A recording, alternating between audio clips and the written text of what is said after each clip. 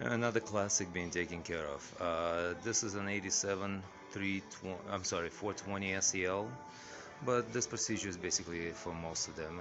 Just gonna show you how to change the seals on the lower oil pan.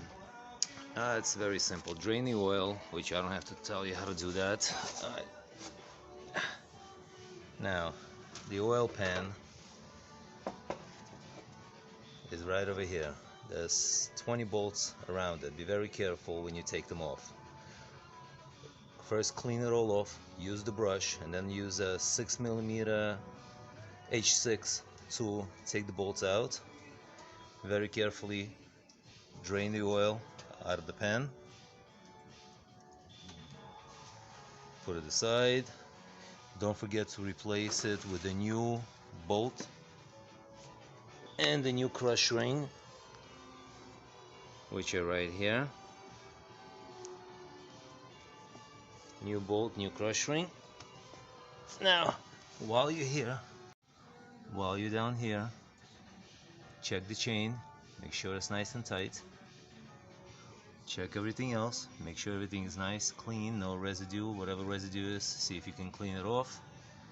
Now, using a plastic razor, just remove every piece of the old seal from around the pan. Using a plastic razor blade, never use a metal one because you may scratch the surface. Just scrape off all the excess, making sure that it's completely smooth and clean.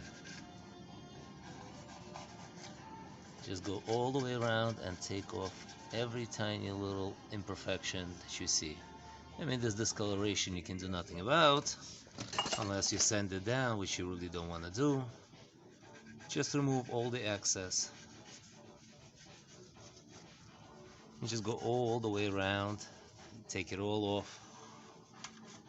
Then what you can do is just take a nice rag, something that doesn't leave any lint, like the microfiber towel,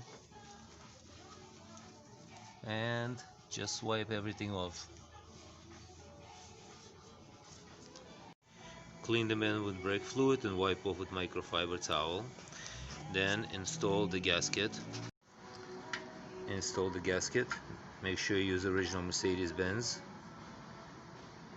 And then take the pan and install it right back into its original position. Right back under there. Now here's the pan back up with a brand new seal. All the bolts are cleaned and retorqued to the proper spec.